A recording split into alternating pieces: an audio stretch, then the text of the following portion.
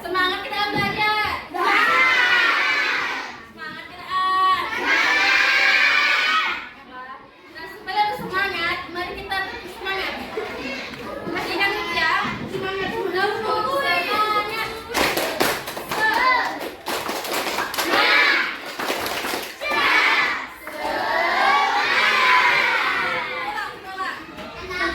Ulang ya.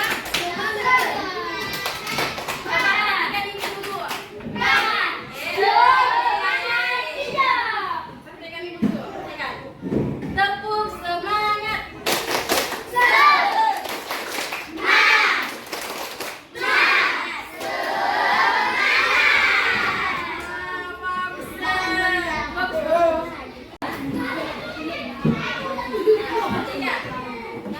Materi pertama yaitu interaksi manusia dengan lingkungan alam.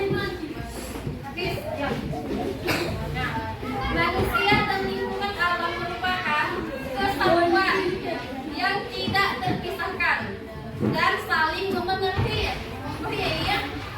Manusia memanfaatkan lingkungan alam untuk memenuhi kebutuhannya sehingga dapat bertahan hidup. Kegiatan tersebut menimbulkan berbagai dampak baik positif maupun negatif. Ibu ambil kultum. Nah, coba lihat. Perhatikan gambar. Dampak positif ke negatif? Positif. Nah, positif. Nah, kalau begini, negatif. Mengapa negatif? Anda menyebabkan Menyebabkan apa? Kehadiran. Kita pasti maaf kita. semuanya bodoh. Pada tahap berikutnya, pengetahuan dan teknologi terus berkembang. Manusia mulai mengembangkan kemungkinan membangun perkotaan dan mendirikan industri. Nah, coba kasihkan gambar. Itu namanya membangun perkotaan. Nampak ya? Nampak. Kalau yang kedua, mendirikan industri. Mall, makanan ya.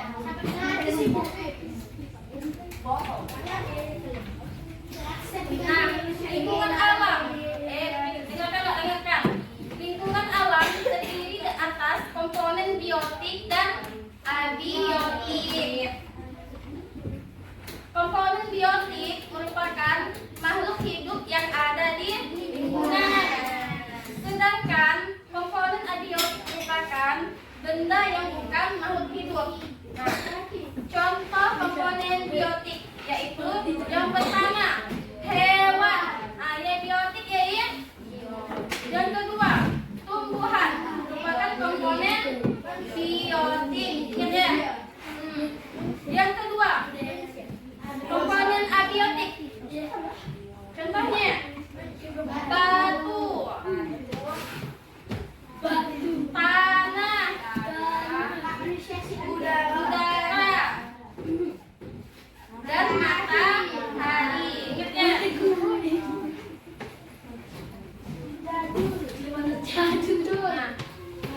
Nah, interaksi antara manusia dengan lingkungannya harus berjalan harmonis. Dalam proses interaksi terjadi hubungan timbal balik. Nah, manusia harus menjaga lingkungannya agar lingkungan memberikan yang terbaik untuk manusia. Dalam memanfaatkan alam, manusia harus bijaksana. Jika kita tidak bijaksana, maka lingkungannya memberikan dampak yang buruk. Contoh, kalau kita membuang sampah sembarangan, apa yang akan terjadi? Banjir, longsor, banjir, kan? Itu kan?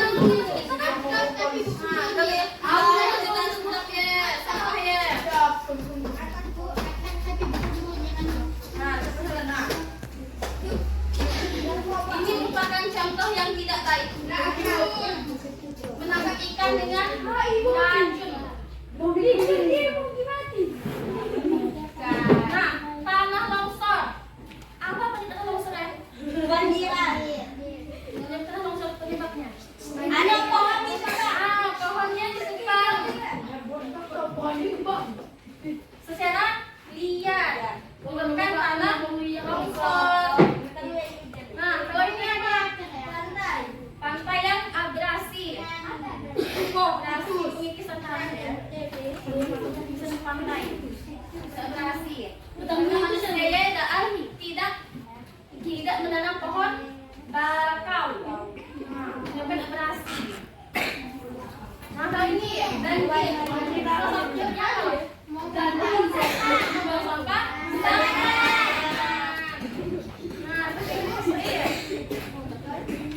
Lingkungan dapat membuat manusia menyesuaikan pola hidupnya.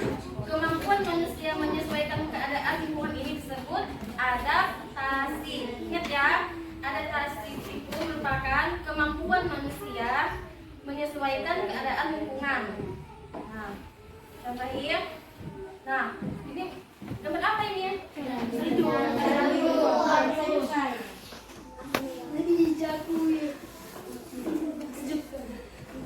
lihat lingkungan. Ini merupakan lingkungan sebagai salah satu jadi kita sebagai manusia harus memakai pakaian yang hangat. Dua, misalkan gambar orang memakai payung. Nah, kalau ini ya, memanen sayuran di pagi hari. Nah, ini nelayan mengambil ikan. Pagi lah. Nah, kita tanya komponen lingkungan kan ada dua kan, yaitu biotik dan abi.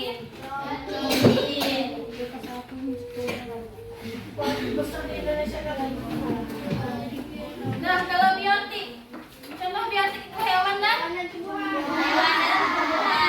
Pintar nih ya. Nah, kalau lingkungan abiotik, apa yang tadi ya?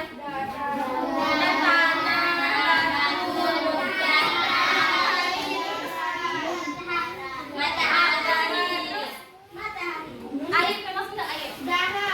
Termasuk tidak air? Masuklah, kan bukan hidup air.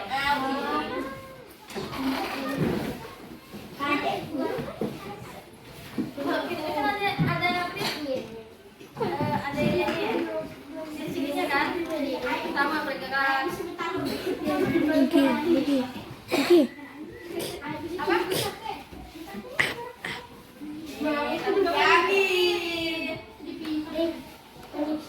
Nah, lihat. Kita menjadi solusi itu mengembangkan sikap toleransi dalam keberagaman. Nah, lihat ya gambar apa ya? Indonesia besar di Indonesia. Nah, Indonesia merupakan negara majemuk dengan keberagaman sosial maupun budaya. Salah satu penyebab dari keberagaman Indonesia adalah letak geografis yang terbentang dari pulau-pulau, sehingga menyebabkan negara Indonesia ini negara majemuk. Maka majemuknya beragam, banyak beragam suku budaya, beragam agama, ras dan golongan. Nah, selain letak geografis, adanya kebudayaan asing juga menjadi penyebab kemajemukan bangsa. Budaya asing menyebabkan keberagaman kebudayaan dan agama di Indonesia. Kita lihat budaya asing seperti budaya asing, oke? Budaya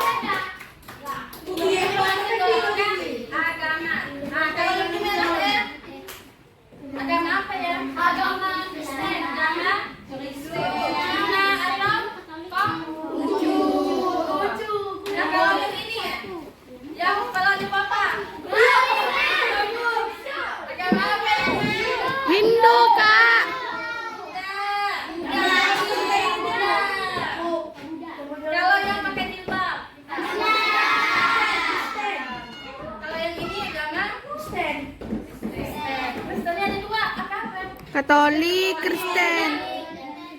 Islam, dan Islam. Ingat ya, agama di Indonesia itu ada 6. Yang pertama, Konghucu. Yang kedua, Islam, Katolik. Yang ketiga, Kristen, Protestan. Yang keempat, Hindu. Yang kelima, Buddha. Yang keenam, Islam. Ingat ya, ada 6 agama di Indonesia. Nah, kalau yang ini, kategori apa ini ya? Suku budaya,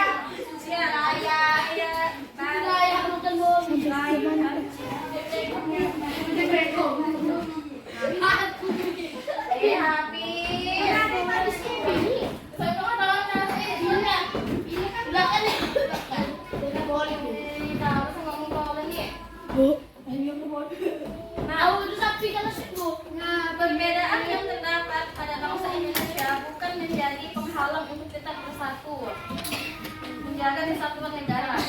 Toleransi sangat dibutuhkan untuk menghindari perpecahan dan hal negatif yang lain. Menurut Kamus Besar Bahasa Indonesia, toleransi merupakan sifat atau sikap toleran oleh dua kelompok berbeda kebudayaan yang saling berhubungan dengan penuh. Toleransi berarti sikap dan perbuatan yang melarang adanya diskriminasi terhadap golongan yang berbeda. Misalnya, keberadaan minoritas tidak diterima oleh golongan di atas.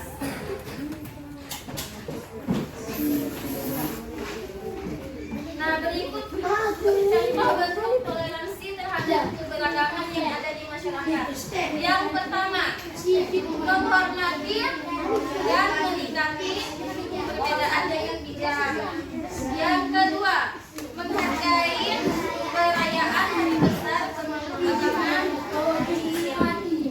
Yang ketiga, tidak memaksakan kehendak kepada orang lain. Nah, tak boleh jadi masalah tidak memaksakan kehendak orang lain. Tak boleh.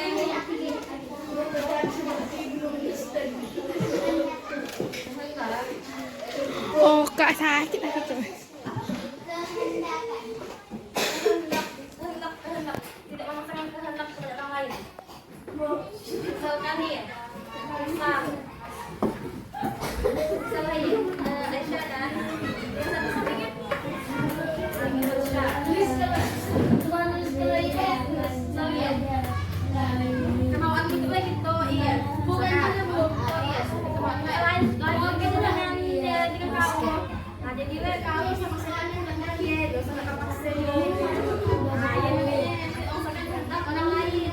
Kalau ada gimana? Yang keempat, bergaul dan berteman dengan siapa saja tanpa memandang perbedaan suku, agama, ras maupun antar golongan. Nah, ingat ya. Terlanjut.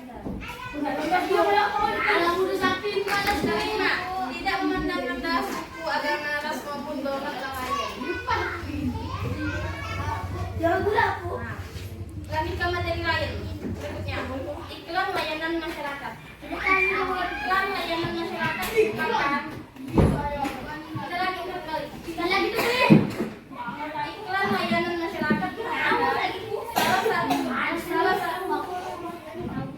iklan layanan masyarakat salah satu jenis iklan yang berisi ajakan melakukan kegiatan positif. Jenis iklan ini menyajikan pesan moral yang bertujuan membangkitkan kepedulian masyarakat terhadap masalah yang diangkat dalam iklan. Nah, iklan layanan masyarakat meliputi sebagai berikut. Yang pertama, bertema sosial. Yang kedua, berukuran besar, terutama iklan di media cetak. Yang ketiga, berisi ajakan atau informasi. Yang keempat, ditujukan kepada masyarakat luas. Nah, demikian iklan. Kalimat iklan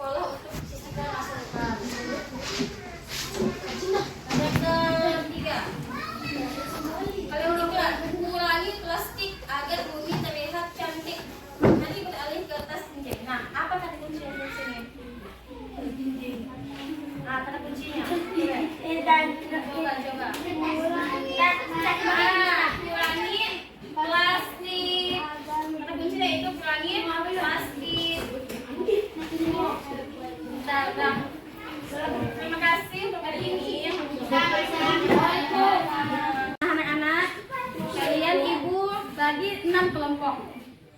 Satu kelompok itu 4 orang. Nah, kalian diskusikan dengan teman kalian, teman satu kelompok kalian. Tugas saya berikan di atas ini. Nah, baiklah anak-anak, itulah yang dapat Ibu sampaikan. Ibu ulang kembali bahwa komponen abiotik itu merupakan komponen yang tidak hidup, benda yang tidak hidup, benda mati. Sedangkan komponen biotik itu merupakan komponen makhluk hidup. Nah, contoh abiotik yaitu tanah, terus batu, pintar. Kalau biotik hewan dan tumbuhan. Kita pulang, marilah kita berdoa terlebih dahulu. Nah, untuk siapa namanya? Salsa, pimpin doanya.